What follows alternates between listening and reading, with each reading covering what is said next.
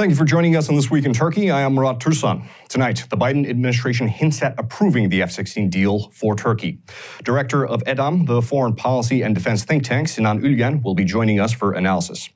In domestic politics, the new election bill splits up voting districts. Turkey's chief anti-immigration party declares an unexpected candidate. The inflation numbers are in, and the Jamal Khashoggi case is closed.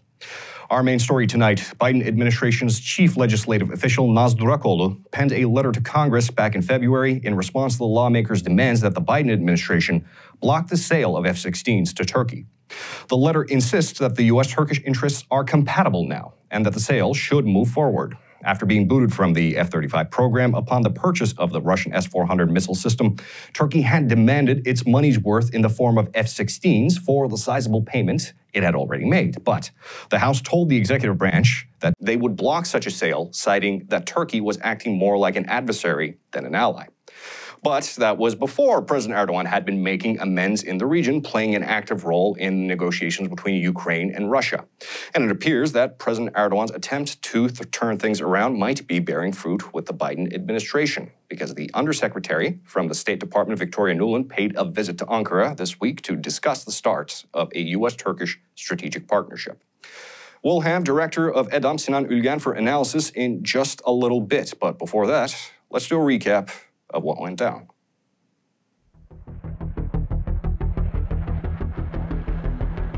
Turkey was booted from the F-35 program back in 2019 upon the acquisition of the Russian S-400 air defense missile system. In turn, Turkey had demanded 40 brand new F-16 Block 70s for its $1.4 billion invested in the program and 80 upgrade kits for its existing fleet. In October 2021, 11 U.S. House members wrote a letter to the executive branch urging to deny the sale of F-16s to Turkey, citing concerns that Turkey, on paper an ally, behaves more like an adversary. Following President Erdogan's September announcement that Turkey will purchase an additional tranche of Russian S-400 missile defense systems, we cannot afford to compromise our national security by sending U.S.-manufactured aircraft to a treaty ally that continues to behave like an adversary. Reminding that Turkey was booted from the F-35 program due to the purchase of the Russian-made S-400 air defense systems. With the backing of a bipartisan coalition of members of Congress, this common-sense policy was continued under your administration. The lawmakers also wrote that Turkey's foreign policy would threaten the national security of the United States and its allies. Lawmakers concluded as long as President Erdogan advances his expansionist project in the Eastern Mediterranean, Turkey will continue to threaten our national security and the security of our closest allies in the region, Greece, Israel, and Cyprus. We urge you to act in our national interest and for the sake of stability in the Eastern Mediterranean by refusing to reinforce Turkey's aging arsenal of fighter jets, and we look forward to receiving your response. Foreign Minister Mevlut Çavuşoğlu released a statement in response to the attempted blockade. Çavuşoğlu reminded that the decision to purchase the Russian S-400 air defense system stemmed from the Trump administration's refusal to sell Turkey the Patriot air defense systems. When asked what would happen if the sale of the F-16 is blocked in the Congress, Çavuşoğlu said, "Turkey has never been helpless. Turkey currently produces more than 70% of its own defense needs indigenously. When met with obstructionism, we have other options we can turn to. This also applies to UAVs and UCAVs. We have alternatives." Insisting that Turkish defense companies are becoming more capable each day, Çavuşoğlu continued, "If the U.S. doesn't want to solve these problems or the Congress prevents the sale, as our President of Defense Industries Ismail Demir said, other alternatives such as the Su-35 and Su-57 will come into play. Until we are able to manufacture our own aircrafts, we can meet our needs through different sources." Thank you again for having me. According to a report by Reuters, the U.S. State Department's top legislative official and Turkish-American Naz Durakoğlu penned a letter to Congress on February 4, stating that the Biden administration believes a potential sale of F-16 fighter jets to Turkey would be in line with U.S. national security interests and also serve NATO's long-term unity. While the letter does not go into specifics of the purchase, it argues that sanctions on Turkey and its removal from the F-35 Joint Strike Fighter program represents a significant price paid. Fast forward to this week, State Department Undersecretary of State for Political Affairs Victoria Nuland visited Turkey on Monday and met with Ambassador Sedat Önal and Foreign Minister Mevlut Çavuşoğlu in Ankara. After the meeting, it was announced that the U.S.-Turkish strategic mechanism, agreed upon by Erdogan and Biden at the G20 Leaders Summit, would be launched. The agreement refers to Turkey and the U.S. expanding cooperations in trade, counterterrorism, defense, and other shared regional and global interests. Joining me now for analysis, former diplomat and director of EDAM, the Foreign Policy and Defense think tank, Sinan Ülgen. Mr. Ülgen, thank you for joining us. Thank you for the invitation. It's our absolute pleasure. Now, Mr. Ülgen, I'd like to start with this. Reuters senior correspondent Hümeyra Pamuk broke the story that the U.S. Department the U.S. Department had penned a letter to Congress back in February, saying that Turkey had already paid a heavy price for purchasing the S-400s, and the U.S.-Turkish interests are in alignment once again. Now, many outlets ran with the story as a green light for the F-16 sale to Turkey, but Pamuk says it's merely a response to Congress and nothing more. However, while the Biden administration wouldn't give President Erdogan the time of day in early 2021, the State Department Undersecretary Victoria Nuland was in Ankara this week discussing U.S.-Turkish strategic initiatives. Now, in light of all of these developments, do you think U.S.-Turkey relations are warming back up? And if so, why now? And what are these common interests the State Department is talking about? Yes, they're definitely warming up. And the reason why we have reached this point has a lot to do with the war in Ukraine and really the understanding, I think, or in the alliance that we've entered a new era. This era is a bit like the Cold War, where now Russia has appeared as a conventional and nuclear threat to the members of the alliance as a result of its gross violation of international law and the territorial integrity of Ukraine. So in many ways, this is similar to the Cold War. There is one major dissimilarity as well, which I'll come back to. But and as a result, Turkey, just like in the Cold War years, Turkey's geostrategic importance has been highlighted. And this is indeed leading, also combined with Turkey's careful positioning, regarding this conflict, its continuing support to Ukraine as well. Turkey continues to sell armed drones to Ukraine. As a result, this is the geopolitical context which has facilitated the rapprochement between Turkey and the United States. And this is also very similar to the signals that we've been able to receive in the wake of the visit of Victoria Nuland. Now that this strategic dialogue between Turkey and the U.S. Has been fully set afoot. So what the outcome of the strategic dialogue shall be, it still remains an open question. But let's say that the environment, the atmospherics today are much more benign, are much more favorable for both sides to address their outstanding bilateral disputes in a more positive environment. And one of the perhaps first milestones could indeed be the F-16 package. I see. And also, sir, one cannot discuss Turkish foreign policy these days without mentioning the Russo-Ukrainian war, as you have just done. Now, famously, Turkey has been an intermediary in the negotiations to cease the hostilities and has not joined in on the sanctions on Russia. Now, of course, Turco-U.S. relations have been degrading slowly for decades, but many consider the Turkey's S-400 purchase to be the final nail in the coffin. Now, we've been wondering if the hostilities don't end soon, if Turkey would eventually have to pick a side. Would you say that the latest developments could be seen as the Biden administration attempting to pull Turkey back into a Western alignment? And if so, do you think the U.S. would further press Turkey on shelving the S-400s and taking a tougher stance on Russia? Well, I mean, what we're witnessing today is not just the willingness of the Biden administration to sort of embrace Turkey and essentially push it towards the alliance. but also a willingness on the side of Ankara to also be more of a or reorient itself towards the West. So I think it's both of them, and this both have essentially been triggered by the Russian stance and the perception that Russia is indeed a very concrete threat to the security of Europe. Now, how is this going to unfold? Turkey's positioning vis-à-vis this conflict has been, very carefully crafted.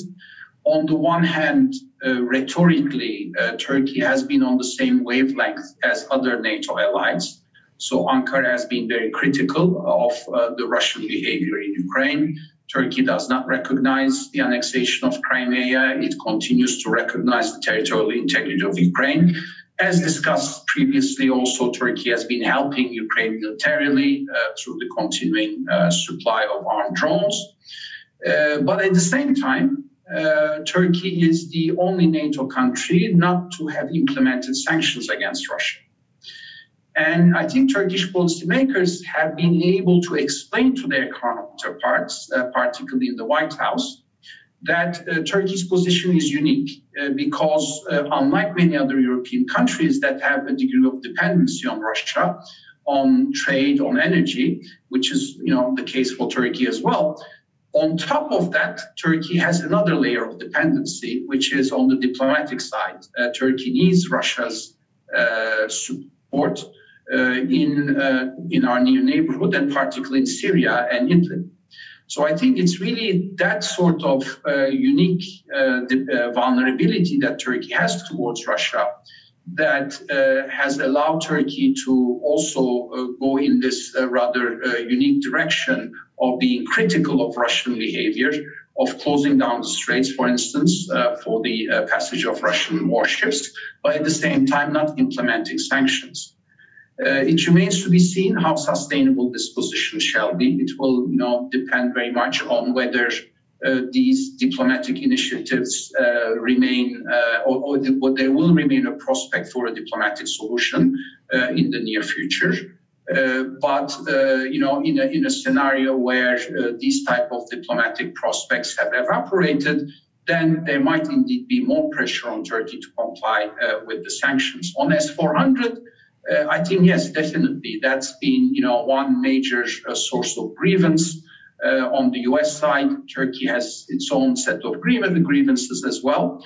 But with regard to the S-400, this new era could indeed provide an opportunity for the two sides to think more constructively and creatively about how to solve this dispute. I think that element was lacking until very near, where the two sides' positions were fixed and they didn't really want to engage in any sort of meaningful trade-offs to find a solution to this major problem. I see. Mr. Ülgen, thank you for making sense of it all, and thank you for being able to join us tonight. It was a pleasure. Yes, thank you for hosting me. In domestic politics, Turkey has switched over to the new election system introduced by the ruling coalition of AKP and MHP. And accordingly, from now on, larger provinces will be split up into districts for MP elections. No word as to how those districts will be drawn as of yet, but surely this could stand to benefit some parties more than others. Additionally, Turkey's premier anti-immigration party selects CHP's Ankara mayor Mansur Yavaş for the presidential ticket in 2023, but Yavaş is less than enthused about the proposal. And President Erdogan gets the cold shoulder from longtime ally Tunisia after he comments on the parliamentary dissolution. Turkey had been supplying foreign aid to Tunisia since the early 2010s as a part of its geopolitical expansion into North Africa. But it looks like Tunisia has drawn a line in the sand for Turkish involvement. Let's go to that story now. This week, the election board moves to restructure the way that MPs are allocated in light of Turkey's new election bill. According to the new system, provinces that have more than 18 MPs are broken into districts. Istanbul and Ankara are divided into 3 districts, whereas Izmir and Bursa are divided into 2 districts each. Istanbul's first district will get 35, second district gets 27, and the third district gets 36 MPs. Ankara's 1st District gets 13, the 2nd District gets 11, and the 3rd District gets 12 MPs. Izmir's 1st and 2nd District both get 14 MPs, and Bursa's 1st and 2nd District both get 10. Meanwhile, the right-wing populist and anti-immigration Victory Party chair Umut Özdağ announced that their presidential candidate for the 2023 ticket would be no other than CHP's Ankara Mayor Mansur Yavaş. While Yavaş did previously announce that he was not focused on a presidential run, poll aggregates have him as the favorite to win against Erdogan in the future run. In the executive branch, President Erdogan gets a harsh response from the Tunisian President Kais Saied. As Tunisian President Saied earned harsh criticism from President Erdogan this week as he ordered the dissolution of parliament, Erdogan stated that the dissolution of the Tunisian parliament was an affront to the will of the Tunisian electorate. The Tunisian Ministry of Foreign Affairs responded, "We are astonished by President Erdogan's statement. These comments are unacceptable.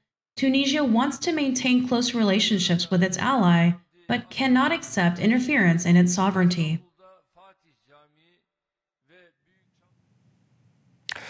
And in the economy, inflation numbers are in, and depending on who you believe, annual CPI is either over 61% or it's over 140%. Regardless of who you believe, though, this does mark the highest inflation numbers in modern Turkish history, no matter how you cut it. Well, double the highest point is more like it. According to records, inflation was 30% in 2002, making the current numbers unprecedented. Transportation costs are up almost 100% for year-to-date, and food prices are up 70% since last year, putting Turkey on the list of top 10 countries that suffer most from inflation, with the likes of Venezuela, Syria, and Sudan. Here are the details on that story. The Turkish Statistical Institute announced inflation data for March. According to TSI, CPI is up by 5.46% in March. Annual inflation, which was 54.44% in February, is up to 61.14% this month. This rate was recorded as the highest inflation since 2002. According to inflation research group ENAG, inflation increased by 11.93% in March, while the annual increase was 142.63%. According to TSI's numbers, the sharpest rise this year was in transportation at over 99% in the last 12 months. While the increase in the prices of food and non-alcoholic beverages exceeds 70% in the last year, the third expenditure group with the highest inflation rate was household goods with 69%.